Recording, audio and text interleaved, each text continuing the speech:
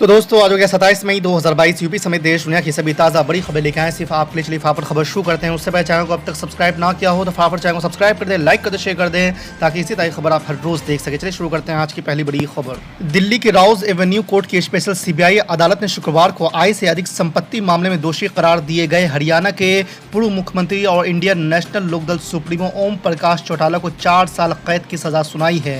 इसके साथ ही अदालत ने चौटाला पर 50 लाख रुपए का जुर्माना भी लगाया है। आपको बता दें कि अदालत ने चौटाला की 4 संपत्तियों को जब्त करने के भी निर्देश दिए हैं। आर्यन खान ड्रग्स क्रूज मामले में शुक्रवार को बड़ा फैसला आया है। मामले की जांच कर रही नारकोटिक्स कंट्रोल ब्यूरो ने खान को क्लीन चिट दे दी है।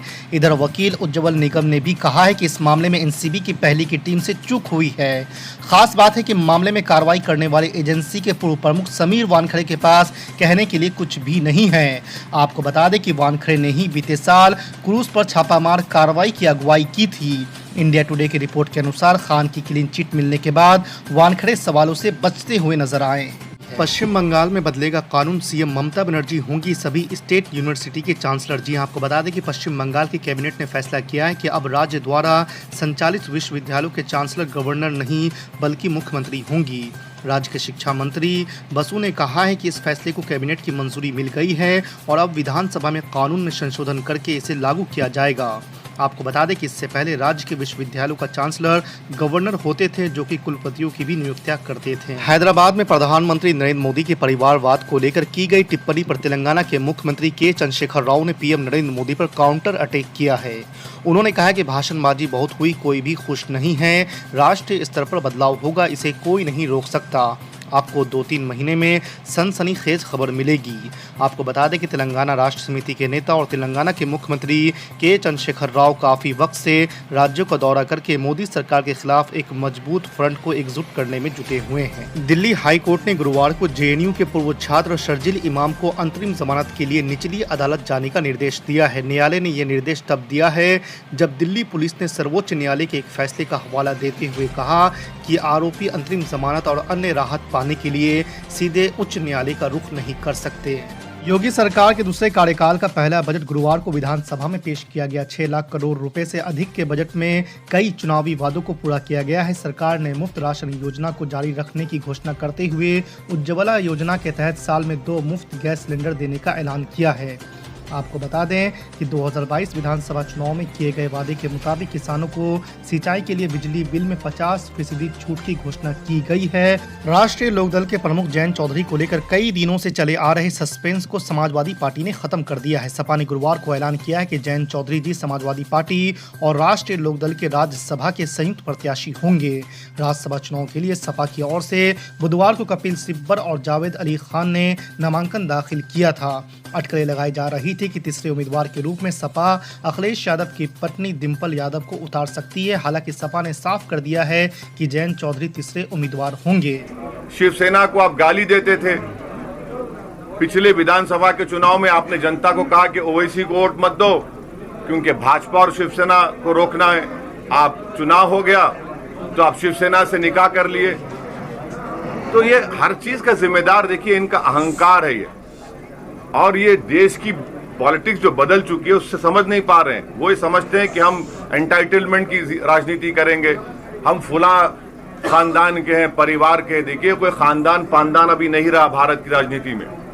तो उनको लगता है कि ये क्यों आके बोलता है। अरे भाई लोकतंत्र है। क्या मेरे खिलाफ आकर अमित शाह कैंपेन नहीं किए थे हैदराबाद में?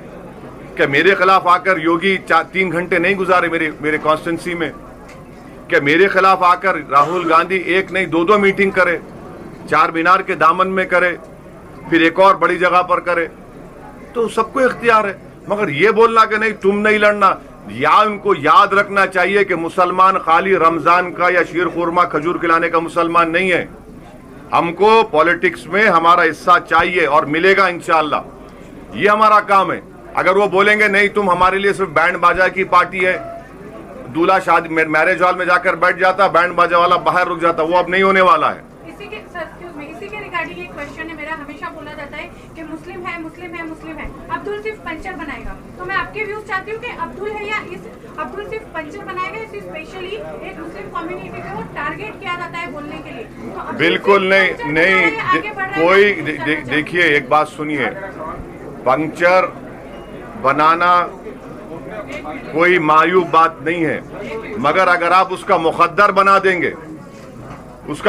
बना देंगे वो गलत बात है। यस, तो ये हमेशा तो सुनिए, इसीलिए आप ये बताइए कि हम भारत सरकार से हमेशा अपील कर रहे हैं कि गवर्नमेंट ऑफ इंडिया में एक स्कीम है, प्री मैट्रिक, पोस्ट मैट्रिक और मेरिट कम मीन स्कॉलरशिप। हम ये बोल रहे हैं कि माइनॉरिटीज के मुसलमानों के, हम ये कह रहे हैं कि इसको डिमांड ड्रिवन करिए कि जो अप्लाई करेगा वो पढ़ेगा। तो अब्दुल का बेटा अगर पंक्चर बनाता है तो उसको आप स्कॉलरशिप दीजिए, पैसे दीजिए, पंक्चर नहीं बनाएगा, वो कल टीवीएस का शोरूम खोल सकता है।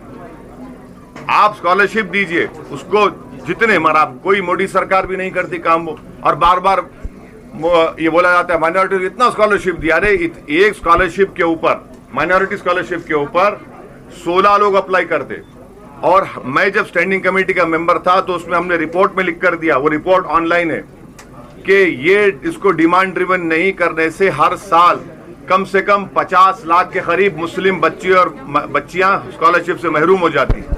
सर अभी एक सवाल मेरा ये है, गुजरात में मुसलमानों की हालत खराब है, दयनीय हालत है, अभी आपने स्टेटमेंट आप सच्चर कमेटी का हवाला देंगे? हाँ दीजिए ना आज देना, सच्चर कमेटी का हवाला देंगे तुम अभी। अरे मैं सब पढ़ के आया हूँ, मैं कोई थम्स अप नहीं हूँ, इतना याद रखो। सुन लो, अरे मैं सुन लो, मेरी बात सुनो, मेरी एक बात सुनो। सच्चर कमेटी कब आई थी? कौन से साल में आई थी? नहीं आप कब आई थी, कौन साल में आई थी? अरे बोलो ना भाई, अरे आप लोग काबिल लोग हैं। सच्चर कमेटी कब आई थी आप बोलो ना, नहीं कौन से साल, मेरे बोलो ना। हाँ साल कौन सा था?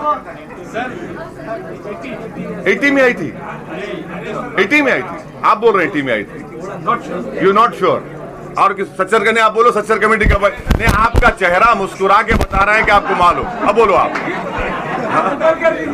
सच्चर कमेटी आई थी 2000 नहीं, जब यूपीए की सरकार बनी थी 2005 और 6 के दरमियान में आई थी, 2005 में आई थी कांग्रेस की सरकार। सुन लीजिए, यूपीए की सरकार थी, कांग्रेस की नहीं थी वो।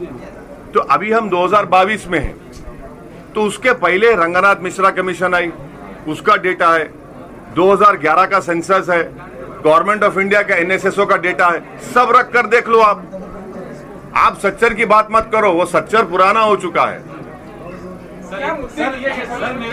खाली last question, whether the decision to carry out survey at Gyan-Vapi Masjid was taken in hurriedly, in a haste, or it was all? English में बोलूं? हिंदी में। नहीं आप इंग्लिश में सवाल किए तो ऐसा ना हो कि आप ये बोलें कि मेरे को अंग्रेजी नहीं आता। I know little English, I can speak and talk and walk in English.